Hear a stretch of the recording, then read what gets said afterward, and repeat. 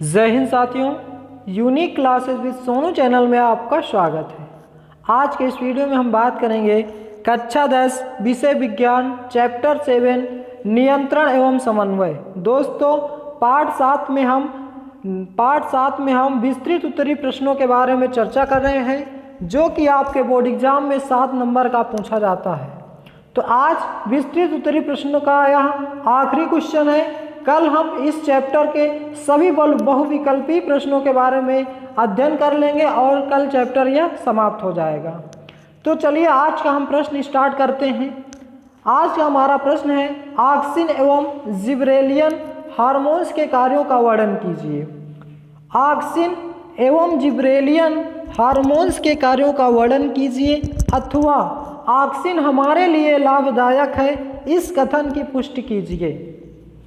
उत्तर, दो पादप hormones auxin एवं जिब्रेलियन हैं। अगर पादप हार्मोन्स पूछता है कि पादप हार्मोन्स कितने हैं, तो दो पादप हार्मोन्स ऑक्सिन तथा जिब्रेलियन हैं। ऑक्सिन के प्रभाव तथा उपयोगिता। नंबर फर्स्ट, कोशिका दीर्घन तथा वृद्धि दर प्रभाव। ऑक्सिन से कोशिका दीर्घन होने के कारण ही तनों तथा फलों में आयतन में वृद्धि होती है। कोशिका दीर्घन ऑक्सिन की उपस्थिति में भित्ति दाब घट जाने तथा जल के लिए भित्ति की पारगम्यता बढ़ जाने के कारण परासरणी सांद्रता बढ़ने से कोशिका भित्ति का लचीलापन बढ़ जाने के कारण होता है। कोशिका दीर्घन तथा वृद्धि दर प्रभाव। ऑक्सिन से कोशिका दीर्घन होने के कारण ही तनों तथा फलों में आयतन में वृद्धि होती है। तनों तथा फलों के आयतन में वृद्धि होती है। कोशिका दीर्घन ऑक्सिन की उपस्थिति में भित्ति दाब घट जाने तथा जल के लिए भित्ति की पारगम्यता बढ़ जाने के कारण परासरणी सांद्रता बढ़ने से कोशिका भित्ति का लचीलापन बढ़ जाने के कारण होता है। दूसरा, संवहन एधा में कोशिका विभाजन। कोशिका विभाजन की दर तथा एधा की मौसमी सक्रियता ऑक्सिन से नियंत्रण होती है। रोपण, क्षति आदि के समय कैलस का निर्माण इसी के कारण होता है। संवहन एधा में कोशिका विभाजन की दर तथा एधा की मौसमी सक्रियता ऑक्सिन से नियंत्रण होती है। रोपण, क्षति आदि के समय कैलस का निर्माण इसी के कारण होता है। तीसरा पॉइंट, मूल प्रेरण। यदि कलम को ऑक्सिन में डुबोकर भूमि में लगाया जाए तो जड़ें शीघ्रता से उत्पन्न होती है। ऑक्सिन मूलों का प्रेरण भी करते हैं। दोस्तों यदि कलम को ऑक्सिन में डुबोकर रखा जाए कुछ समय के लिए, तब उसे हम अगर लगाया जाता है तो उसकी जड़ें शीघ्रता से उत्पन्न हो जाती है। अनिकेश फलन। फोर्थ, बीज रहित फलों के निर्माण में ऑक्सिन का उपयोग होता है। ये अनिकेश फलन को प्रेरित करते हैं। अनिकेश फलन बीज रहित फलों के निर्माण में ऑक्सिन का उपयोग होता है। ये अनिकेश फलन को प्रेरित करते हैं। अब दूसरा, जिब्रेलिन्स के प्रभाव तथा उपयोग। जिब्रेलिन्स के प्रभाव तथा उपयोग। पहला हेडिंग, बोल्टिंग क्या है।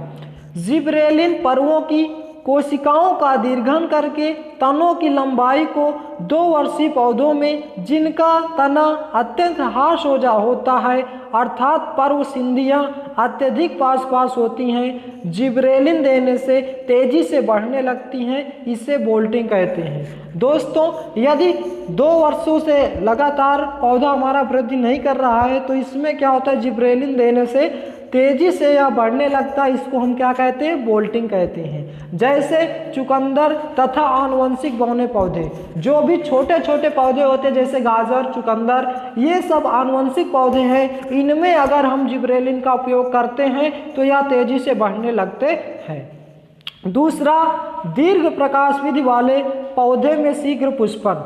जिब्रेलिन के प्रभाव से दीर्घ प्रकाश विधि पादपों में लघु काल में ही पुष्प उत्पन्न होने लगते हैं। यदि दीर्घ प्रकाश विधि मतलब देर समय में पुष्प देने वाले या फल देने वाले पौधों में अगर हम इसका प्रयोग करते हैं तो वे जल्द ही अपने फूल और फूल देने लगते हैं। जिबरेलिन्स के प्रभाव से दीर्घ प्रकाश विधि वाले पादप में लघु काल में ही पुष्प उत्पन्न होने लगते हैं।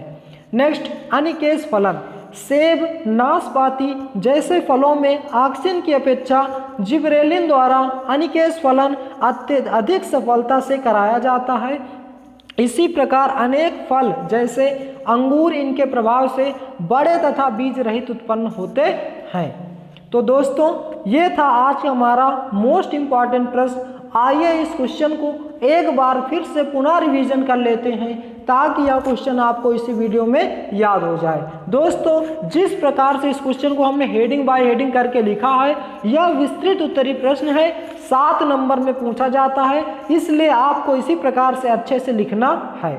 तो चलिए फिर से एक बार पुनः रिवीजन कर लेते हैं। ऑक्सिन एवं जिबरेलिन हार्मोन्स के कार्यों का वर्णन कीजिए अथवा ऑक्सिन हमारे लिए लाभदायक है, इस कथन की पुष्टि कीजिए।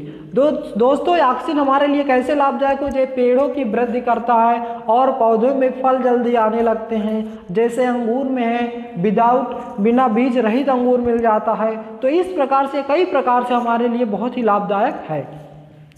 2 पादप हार्मोन्स ऑक्सिन एवं जिबरेलिन हैं। ऑक्सिन के प्रभाव तथा उपयोगिता। नंबर फर्स्ट, कोशिका दीर्घन तथा वृद्धि दर प्रभाव। ऑक्सिन से कोशिका दीर्घन होने के कारण ही तनों तथा फलों में आयतन में वृद्धि होती है।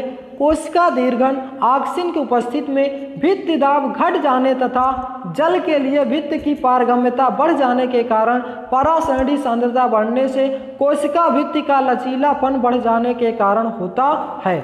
दूसरा, संवहन एधा में कोशिका विभाजन।